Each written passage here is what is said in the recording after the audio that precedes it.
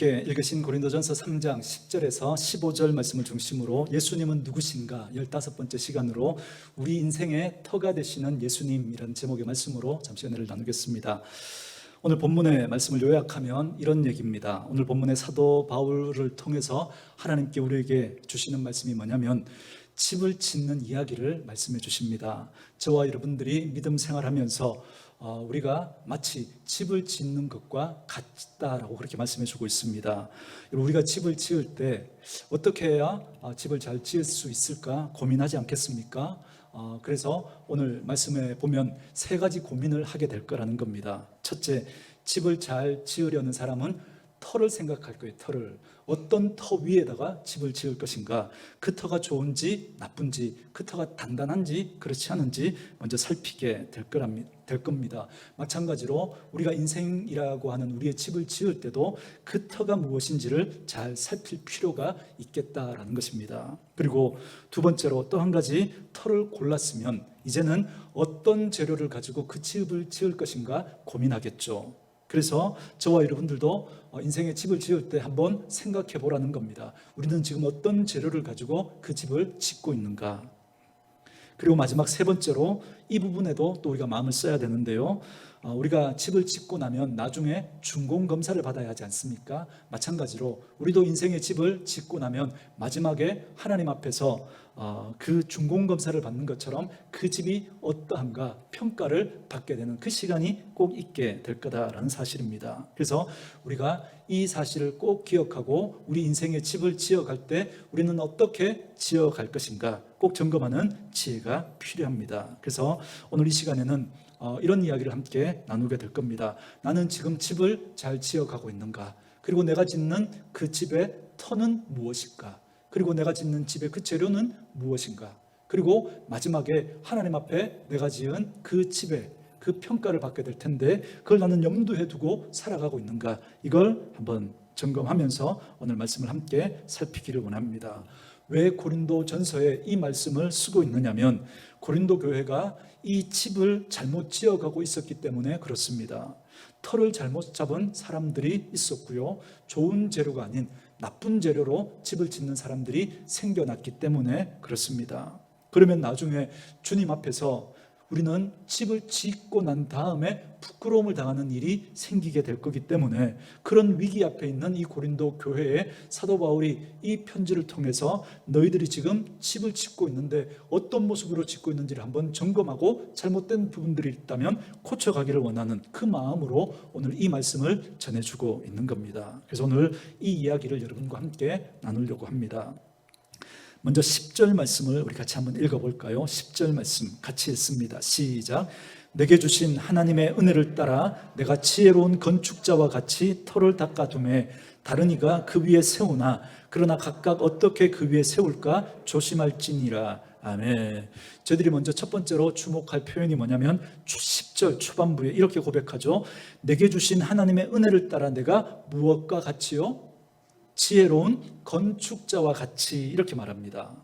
그러니까 바울은 어떤 그 생각이 있었냐면 교회 공동체를 섬겨가면서 나는 지금 집을 짓고 있는 거구나 이 생각을 가지고 있었다는 거죠. 그래서 오늘 첫 번째로 나눌 말씀은 뭐냐면 저와 여러분은 집을 짓는 사람들이다라고 하는 것입니다. 여러분, 저와 여러분들이 교회를 섬겨간다라고 하는 것, 그리고 우리가 개인적으로 우리의 인생을 살아가고 가정을 꾸려간다라고 하는 것 뭐와 같은 거냐면 마치 집을 짓는 것과 같다는 겁니다. 그래서 저와 여러분은 집을 짓는 건축자다라고 하는 이 생각을 꼭 가지고 있으셔야 합니다. 그러니까 저희들의 인생은 그냥 아무런 목적 없이 태어나서 아무런 의미 없이 그냥 인생을 살다가 끝나는 게 아니라 아주 선명한 목적을 가지고 우리는 인생을 살아간다는 겁니다. 그게 뭐냐면 우리는 마치 집을 짓는 것처럼 우리 인생을 살아가고 있다는 거예요. 근데 문제는 뭐냐면 많은 사람들이 인생을 살아가면서 이 생각을 하지 않는 거예요.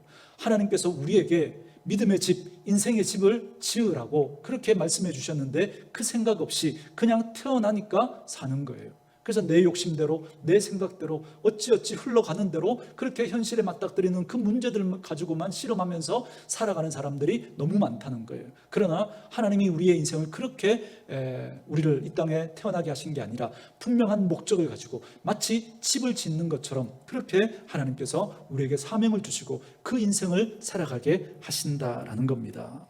만약에 여러분 어떤 집을 짓는 사람, 건축을 하는 사람이라면 집을 지을 때 여러분 이 생각 꼭 하지 않겠습니까? 첫 번째, 터를 여러분 어디에다가 지을까? 이렇게 고민하지 않겠습니까? 그리고 터를 정했으면 이제는 어떤 재료를 가지고 집을 지을까? 이렇게 생각하겠죠. 그리고 나서 나중에 집을 짓고 난 다음에 사람들이 평가할 때 누가 보더라도 부끄럽지 않은 그런 좋은 집을 지어야 되겠다, 그 생각하지 않겠습니까? 사실 저와 여러분은 그 생각을 하든 하지 않았든 여러분 우리는 집을 지어가고 있는 거예요. 여러분 지금까지 여러분들이 어떤 생각을 가지고 어떤 모습으로 집을 지어 오셨든지 간에 이제부터는 오늘 이 말씀을 통해서 우리의 인생을 다시 한번 돌아보고 하나님 앞에서 지혜로운 건축자와 같이 오늘 하나님이 우리에게 말씀해 주시는 이 세 가지 말씀을 가지고 우리의 집을 다시 한번 점검하고 바른 터 위에 좋은 재료를 가지고 마지막에 하나님의 그 평가를 의식하면서 집을 잘 지어가야 되겠다, 그 생각을 다시금 하는 그런 귀한 은혜의 시간이 되기를 원합니다. 그러기 위해서 먼저 여러분 오늘 15절까지 말씀을 잘 읽어보시면 나중에 집을 짓고도 부끄러움을 당하는 그런 사람들이 있을 것이다, 그렇게 말합니다. 집을 안 지은 게 아니에요. 지었는데 부끄러워지는 사람이 있을 거라는 거예요. 지었는데 나중에 보니까 남는 게 하나도 없는 그런 사람들이 있을 거라는 겁니다. 뭔가를 안 한 게 아닙니다. 열심히 했는데, 누구보다 열심히 인생을 살았는데, 그런데 하나님 앞에 딱 서니까 그게 아무런 의미도 없는, 그래서 하나님 앞에서 아무것도 남지 않는 그런 인생이 있더라는 겁니다. 여러분 성경이 참 재밌지 않습니까? 그걸 오늘 뭐라고 표현하느냐면 부끄러운 구원이다, 이렇게 표현하고 있습니다. 여러분 이 부끄러운 구원을 어떻게 설명하느냐면 불 가운데서 구원을 얻는 것 같다, 이렇게 설명해요. 그 말씀 한번 찾아볼까요? 15절 말씀 우리 같이 한번 읽도록 하겠습니다. 15절 같이 읽습니다. 시작. 누구든지 그 공적이 불타면 해를 받으리니 그러나 자신은 구원을 받되, 어디서 구원을 받는 것 같다고요? 불 가운데서 구원을 받은 것 같다, 이렇게 말합니다. 여러분 이게 무슨 말이죠? 여러분 어떤 곳에 불이 났어요. 우리가 뉴스를 통해서 가끔 여러분 소식 듣지 않습니까? 어떤 건물에 불이 났는데 몇 층에 사우나실이 있었던 거예요. 그런데 불이 나니까 갑자기 이렇게 그 불을 피해서 빠져나오니까 목욕탕에 있던 사람들이 어떻게 해요? 타올로 가지고 그저 중요 부위만 가리고 나왔더라, 그런 소식 우리 듣지 않습니까? 여러분 불 났는데 어떻게 챙겨 입습니까? 그냥 타올로 그저 중요 부분만 가리고 뛰쳐나오는 거죠. 후다닥 그렇게 뛰쳐나오다 보니까 옷도 제대로 챙겨 입지 못하는 거죠. 마치 우리가 인생에 대하여서 아무런 생각 없이 그렇게 살면, 여러분 우리가 예수를 믿은 것 때문에 구원은 받을 수 있겠지만 그러나 아무것도 남긴 것이 없는, 그래서 마치 불 가운데 겨우 그저 목숨은 건졌지만 그러나 아무것도 가리지 못하고 나오는 그런 모습처럼 그렇게 구원을 받는 그런 일들이 있게 될 거라는 겁니다. 여러분 그래서 우리가 우리의 믿음을 출발하면서 그 출발의 선에서부터 우리가 뭘 점검해야 되느냐면 믿음의 삶은 집을 짓는 것과 같다라고 하는 이 생각을 여러분 꼭 하셔야 하고요. 그리고 그 집을 짓는데 나는 무슨 터 위에 지금 집을 짓고 있는가, 이걸 살피셔야 되고, 그리고 무슨 재료를 가지고 집을 짓고 있는가, 그리고 나중에 하나님의 평가가 있게 될 거다라는 이 사실을 꼭 기억하고 우리는 우리의 인생의 집을 지어야 한다는 겁니다. 그래서 이제 믿음을 시작하는 분들은 이 생각 꼭 가지고 시작하시고요. 그리고 지금 믿음의 생활을 한참 여러분 진행하셨던 분들이라도 오늘 말씀을 통해서 다시 한번 우리의 믿음을 스스로 한번 점검해 보면서 잘못된 부분들이 있다면 고쳐가는 그런 은혜가 꼭 있기를 원합니다. 그래서 저는 우리 사랑하는 오늘의 교회 식구들이 여러분들의 인생의 집을 짓든 아니면 가정의 집을 짓든 아니면 우리 오늘의 교회 공동체라고 하는 이 믿음의 공동체의 집을 짓든 오늘 이 말씀을 통해서 이 세 가지를 꼭 점검해 갈 수 있기를 주님의 이름으로 축원합니다. 먼저 11절 말씀 우리 같이 한번 읽을까요? 11절 같이 읽습니다. 시작. 이 닦아둔 것 외에 능히 다른 터를 닦아둘 자가 없으니 이 터는 곧 예수 그리스도라. 아멘. 저희들이 점검해야 될 첫 번째가 뭐냐면 저와 여러분들이 건물을 지어갈 때 혹은 믿음의 집을 지어갈 때 우리들의 유일한 터가 되시는 분은 오직 예수 그리스도밖에 없다라고 하는 것입니다. 왜 바울이 여러분 이 말을 했느냐면 고린도 교회는 그 당시 파당을 지어서 서로 싸우고 있었던 교회였습니다. 근데 그 파당이 어떤 파였습니까? 나는 바울파다, 나는 아볼로파다, 나는 케바파다 그러면서 자기가 좋아하는 사람을 중심으로 해서 파가 나누어졌습니다. 그러니까 그들이 그렇게 생각하고 그렇게 행동하고 그렇게 주장하는 근거가 뭐였냐면 바울이 그렇게 이야기했다는 거예요. 아니 아볼로가 그렇게 이야기했다는 거예요. 아니 베드로가 그렇게 이야기했다는 거예요. 그 말을 근거로 해서 서로 다른 생각들을 가지고 네 생각이 맞느니 뭐 내 생각이 맞느니 뭐 그러면서 싸움을 하고 있었던 거죠. 그러니까 고린도 교회 성도들은 믿음의 집을 지어가는데 자꾸 터를 혼동하고 있었던 거예요.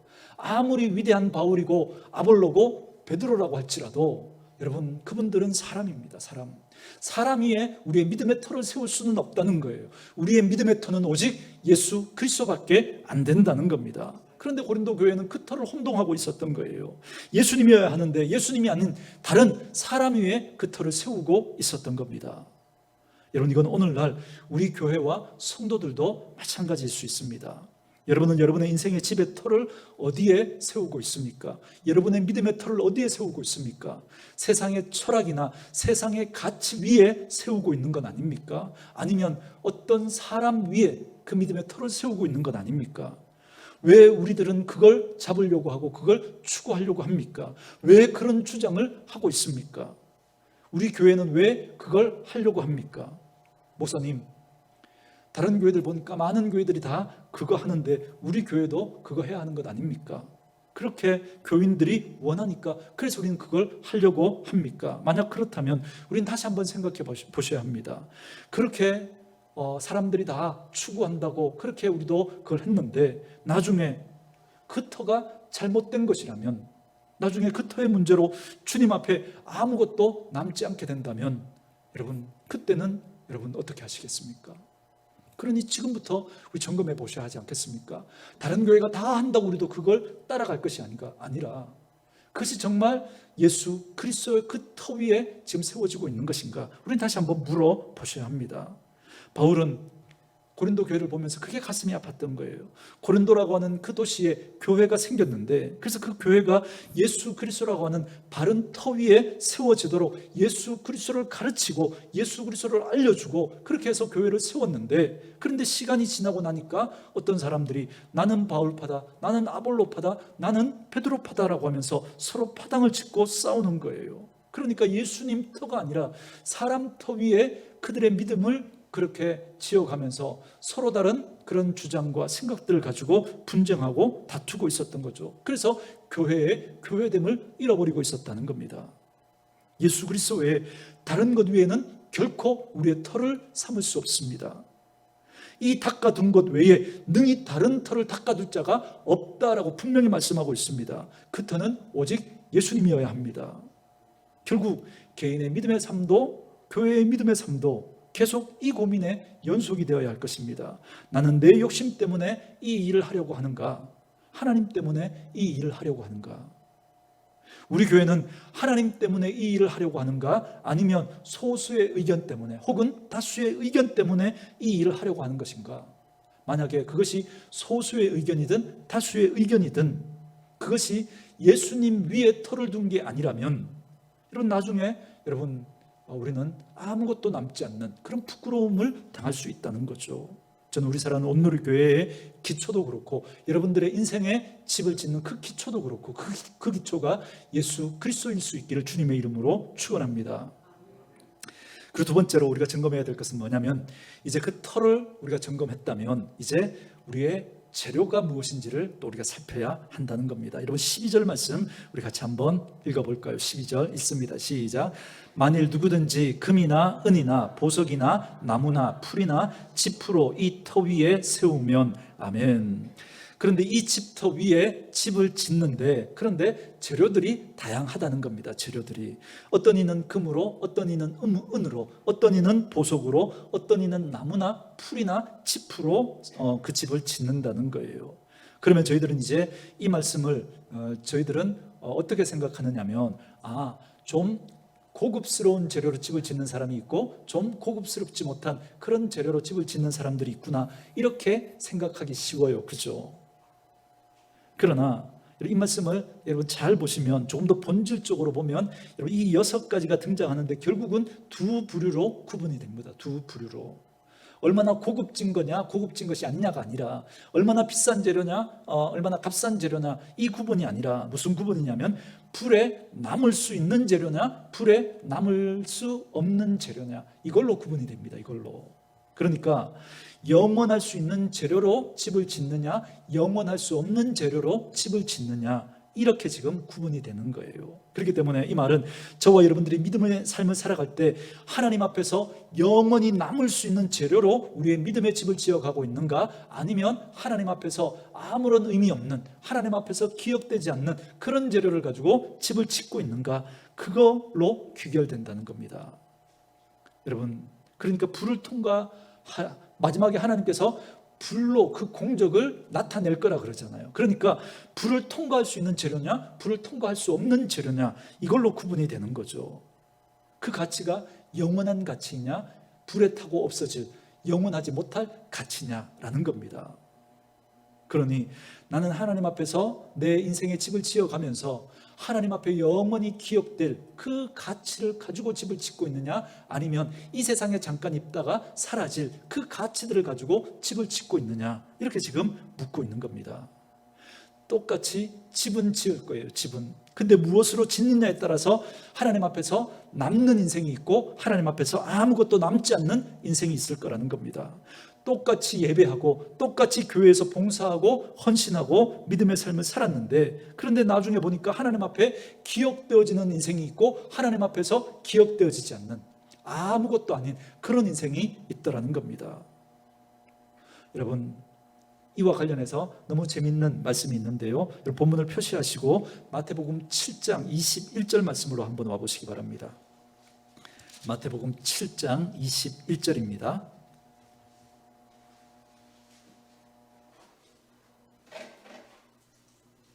마태복음 7장 21절부터 23절까지 우리 말씀 같이 한번 읽어보도록 하겠습니다. 말씀 찾으셨으면 같이 읽습니다. 시작. 나더러 주여 주여 하는 자마다 다 천국에 들어갈 것이 아니요 다만 하늘에 계신 내 아버지의 뜻대로 행하는 자라야 들어가리라. 그날에 많은 사람이 나더러 이르되 주여 주여 우리가 주의 이름으로 선지자 노릇하며 주의 이름으로 귀신을 쫓아내며 주의 이름으로 많은 권능을 행하지 아니하였나이까 하리니, 그때 내가 그들에게 밝히 말하되 내가 너희를 도무지 알지 못하니 불법을 행하는 자들아 내게서 떠나가라 하리라. 아멘. 여러분, 여기서 우리에게 알려주는 사실이 뭐예요? 예수님이 이렇게 말씀하시죠. 나더러 주여 주여 한다고 해서 다 천국에 들어가지 못할 것이다. 다만 하늘에 계신 내 아버지의 뜻대로 행하는 자라야 들어갈 것이다 라고 예수님이 선명하게 말씀해 주십니다. 그랬더니 그 이야기를 들었던 사람들 가운데 어떤 사람들이 하나님께서 심판하시는 그날에 이렇게 얘기할 거라는 거예요. 그날에 많은 사람들이 나더러 이르되 주여 주여 우리가 주의 이름으로 뭘 했다고요? 선지자 노릇을 했대요. 그 다음에 주의 이름으로 뭘 쫓아냈대요? 귀신을 쫓아냈대요. 그리고 주의 이름으로 많은 권능을 행했답니다. 여러분, 여기까지만 듣고 저와 여러분들이 한번 판단하는 거예요. 여러분, 이 사람들이 누구를 근거로 해서 지금 귀신을 쫓고 또 권능을 행하고 선지자 노릇을 했어요? 예수의 이름으로. 여러분, 이거 좋은 거예요? 나쁜 거예요? 좋은 거죠.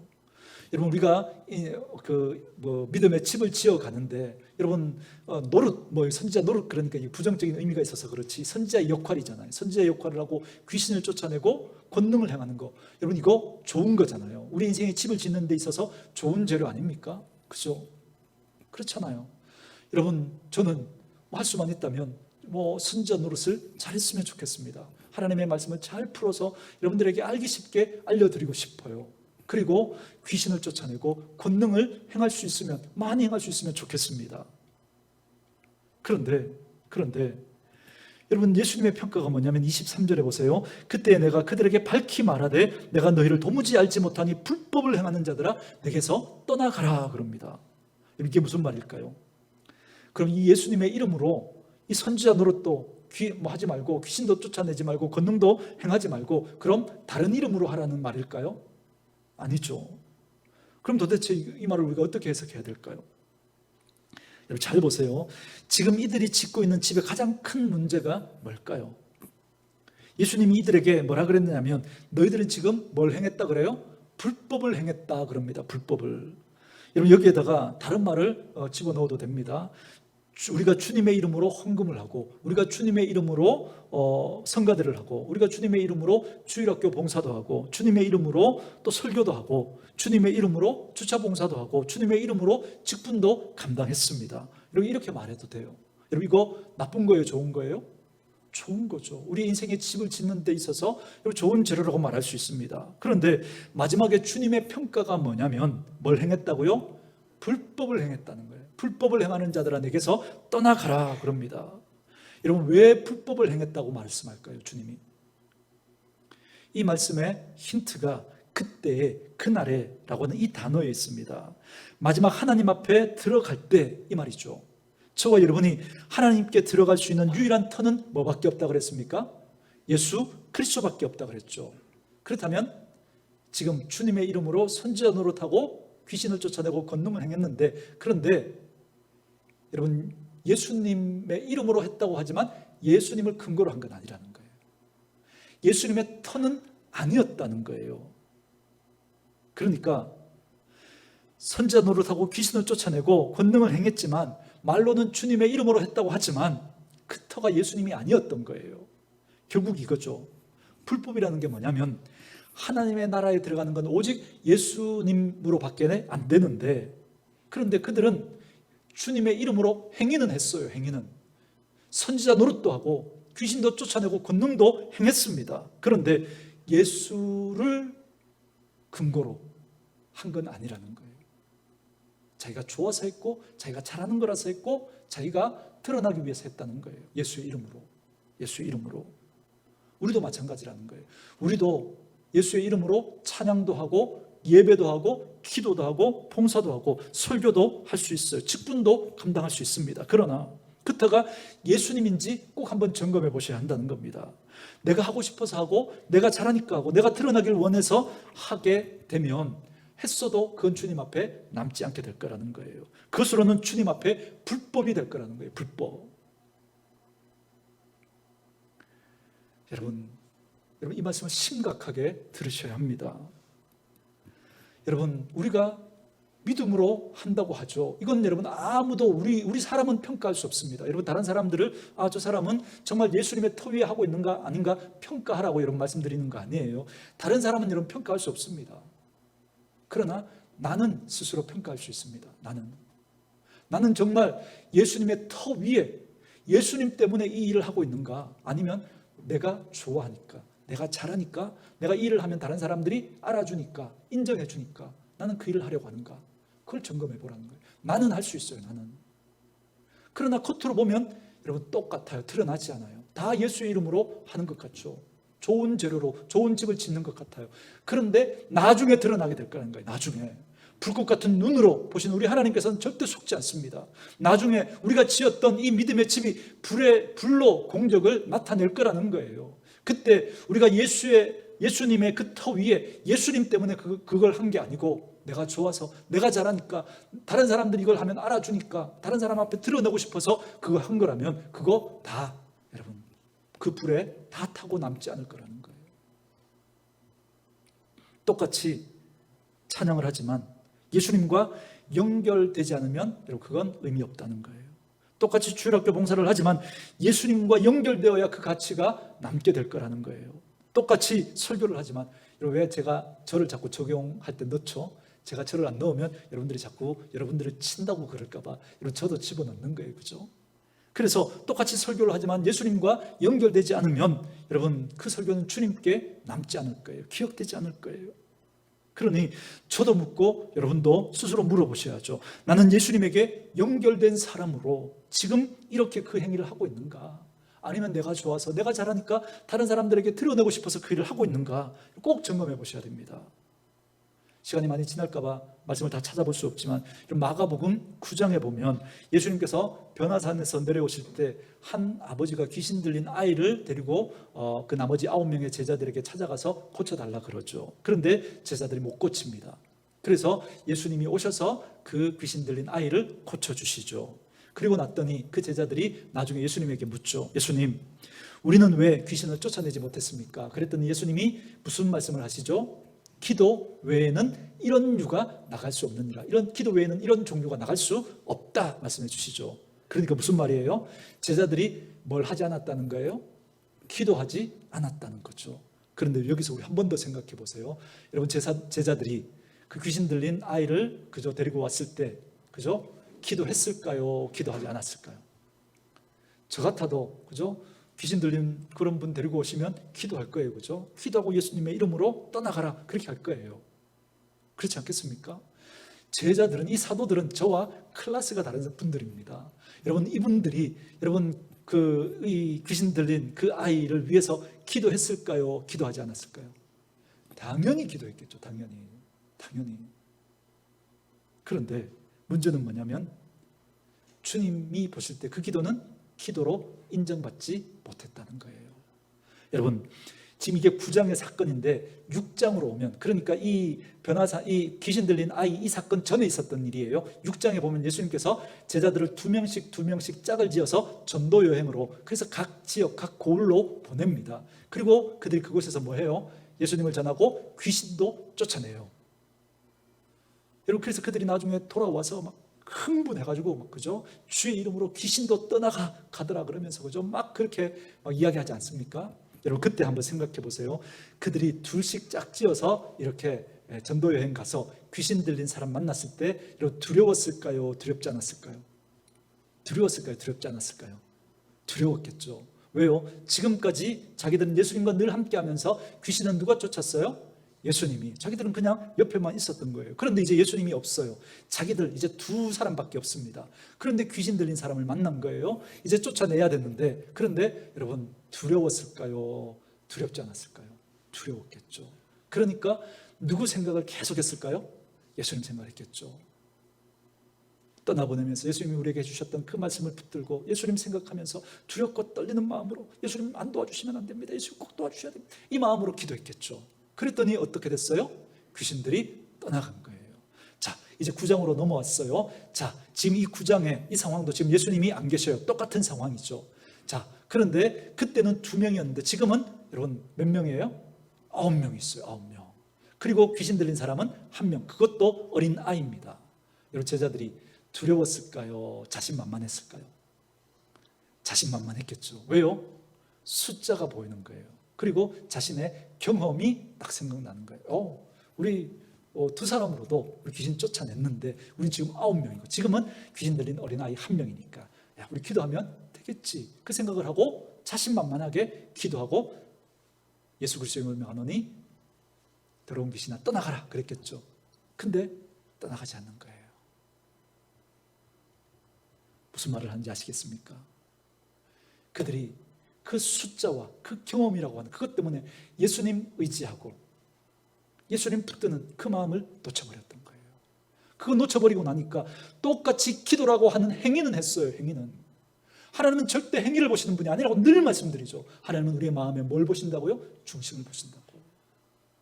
두렵고 떨림으로 예수님 도와주시지 않으면 안 됩니다. 그 마음으로 기도했을 때 귀신이 떠나갔어요. 그러나 숫자가 보이고 자신의 노하우, 경험이 생기고 나니까 예수님 의지하는 마음을 놓쳐버린 거예요. 그랬더니 그 기도는 예수님 보시기에 기도가 아니었다. 그렇게 말씀하고 있는 거예요. 이제 우리 스스로에게 물어보셔야죠. 여러분들은 어디에 발을 딛고 여러분 그 일을 하고 있습니까? 내가 좋아서, 내가 잘하니까, 다른 사람들이 알아주니까 그 일을 하려고 하는가? 아니면 예수님 때문일까? 난 하고 싶지 않지만 예수님 생각하면, 교회를 생각하면 자꾸 이게 마음에 걸리는 거예요. 그래서 그걸 하려고 하는가? 점검해 보셔야 합니다. 제자들은 자기들의 경험과 자기들의 숫자와 자기들의 노하우를 믿고 그 일을 했습니다. 그때 예수님은 너희들의 기도는 기도했지만 기도가 아니야 라고 하시면서 그들의 믿음의 집을 지었던 그 재료를 인정하지 않으시는 거예요. 고린도전서 3장의 금이나 은이나 보석은 귀하고 화려한 걸 말하는 게 아닙니다. 바람이 불고 파도가 치고 불이 일어나더라도 그 가치가 사라지지 않을 그 영원한 가치를 가지고 있는 것인가, 그걸 묻고 있는 겁니다. 여러분들이 똑같이 교회 일을 하게 될 거예요. 똑같이 예배하고 똑같이 기도하고 똑같이 찬양하고 똑같이 봉사하고 헌신하게 될 겁니다. 그러나 그 가치가 주님께 연결된 것이 아니라면, 그 가치가 주님께 연결된 것이 아니라면, 그냥 내게 연결된 거라면, 내가 하고 싶어서, 내가 잘하니까, 그렇게 하면 다른 사람 알아주니까 그렇게 한 거라면 그건 주님 앞에 남지 않을 거라는 겁니다. 저는 저와 여러분의 터가 예수님일 수 있기를 주의 이름으로 축원합니다. 그 예수님의 큰 근거로 해서 여러분들이 기도하고 여러분들이 예배하고 여러분들이 헌신하게 되어서 마지막에 하나님 앞에 서게 될 때 여러분들의 그 섬김이, 그 사역이 하나님 앞에 꼭 인정받는 그런 분들 되어줄 수 있기를 주의 이름으로 축원합니다. 마지막 세 번째로 우리 다시 고린도전서 3장 13절로 오도록 하겠습니다. 13절부터 15절까지 우리 같이 한번 읽어볼까요? 읽습니다. 시작. 각 사람의 공적이 나타날 터인데 그날이 공적을 밝히리니 이는 불로 나타내고 그 불이 각 사람의 공적이 어떠한 것을 시험할 것임이라. 만일 누구든지 그 위에 세운 공적이 그대로 있으면 상을 받고 누구든지 그 공적이 불타면 해를 받으리니 그러나 자신은 구원을 받되 불 가운데서 받은 것 같으리라. 아멘. 여기 보니까 우리가 세 번째로 나눌 게 뭐냐면 하나님의 평가를 통과해야 된다라는 겁니다. 이걸 꼭 염두에 두라는 거예요. 13절 보세요. 각 사람의 공적이 나타날 터인데 그날이 공적을 밝히리니 이는 무엇으로 나타낼 거라고요? 불로 그 공적을 평가하게 될 거래요. 그래서 신학자들이 그냥 간단하게 불시험이다 이렇게 말합니다. 여러분, 건물을 짓고 나면 처음에는 다 좋아 보이죠. 예뻐 보입니다. 비전문가는 봐도 잘 몰라요. 어떤 재료를 썼는지, 그게 좋은 재료인지 잘된 공사인지 잘 몰라요. 그러나 시간이라고 하는 시험을 통과하고 나면 여러분 알 수 있습니다. 1년이 지나고 2년이 지나고 3년이 지나고 나면 좋은 터에 좋은 재료로 지은 그 집은 건물이 삐뚤어지지 않습니다. 틀어지지 않고 물이 새지 않습니다. 여전히 아름다운 모습을 유지하고 오히려 시간이 지날수록 그 가치를 더합니다. 여러분, 그래서 여러분 유적들, 보물로 남은 그런 건물들 보세요. 시간이 뭐 몇천 년 지나도 그 가치를 더하죠. 특히 유럽의 로마 같은 데 가보면 대리석으로 잘 지은 그 건물들을 보면 시간이 지날수록 그 가치가 더해지지 않습니까? 그러나 좋지 못한 재료로 지은 집은 여러분 시간이 지나면 틀어져요. 냄새가 나요. 물이 샙니다. 금이 갑니다. 육체적인 집도 그런데 하나님 앞에서 여러분 그렇지 않겠습니까? 반드시 그렇게 되는 날이 오게 될 거라는 거예요. 여기 13절 말씀에 그 사람의 공적이 어떠한가라고 하는 이 말을 영어 성경에 여러분 어떻게 되어 있는지 아십니까? 퀄리티가 어떠한가 하나님 평가하실 거라는 거예요. 퀄리티가 어떠한가. 하나님이 나중에 우리가 지은 그 믿음의 집, 인생의 집의 퀄리티가 어떠한지 평가하실 거라는 거예요. 똑같이 설교하고 똑같이 직분을 감당하고 똑같이 교회 생활하고 똑같이 헌신을 했기 때문에 우리들이 보기에는 다 좋아 보여요. 그런데 하나님이 평가하실 때는 여러분 그 퀄리티가 분명히 드러나게 될 거라는 거예요. 그게 불시험을 통과해도 남게 될 것인지 아니면 다 타버리고 사라지게 될 것인지. 처음엔 다 좋아 보여요.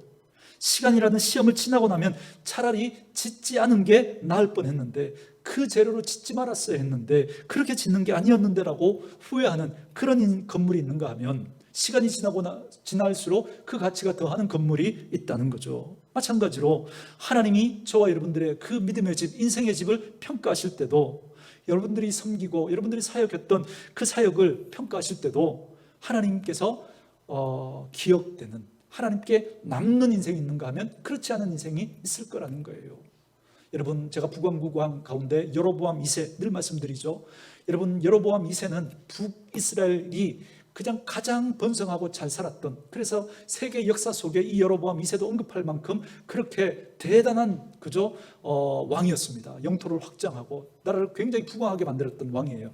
그런데 아모스서에 보면 그 여로보암 2세에 대해서 하나님이 평가할 때 단 몇 줄로 평가하고 끝내버립니다. 하나님 앞에는 아무 의미 없다는 거예요. 그가 다윗의 길로 행하지 않고 하나님 앞에 악하게 행했다는 거예요. 하나님 앞에는 그 평가 아무런 의미 없다는 겁니다. 아무런 의미가. 그런데 그렇기 때문에 하나님께서는 우리가 이 세상에서 아무리 성공했는가, 아무리 높아졌는가, 아무리 많은 것을 가져갔는가, 그건 의미 없다는 거예요. 그것이 주님과 연관이 있을 때 의미가 있어요. 주님과 연관이 있을 때. 주님은 마지막에 그 모든 허울들을 다 벗겨내시고 진짜로 우리를 평가하시게 될 것이기 때문에 그렇습니다. 과연 우리는 그 시간을 기억하면서 하나님 앞에서 우리는 그 평가를 의식하고 지금 우리의 믿음의 집을 지어가고 있는가 돌이켜보면서 혹시 잘못되었다면 지금이라도 다시 그 터를 바로잡고 좋은 재료로 그 집을 지어가는 지혜로운 건축가가 되어주시기를 주님의 이름으로 축원합니다. 늘 말씀드리지만 여러분, 천국에 가면 분명히 큰 해프닝이 있을 거예요. 큰 해프닝이. 오늘 말씀도 그 얘기를 하고 있는 거죠. 집을 안 지은 게 아니에요. 집을 지었는데 근데 하나님이 불로 그 지은 것을 그렇게 시험해 보니까 다 타버리고 남은 게 없더라는 거예요. 그래서 도리어 부끄러움을 당하는 그런 사람이 있는가 하면, 어떤 사람은 사람들에게 그렇게 인정받지 못했어요.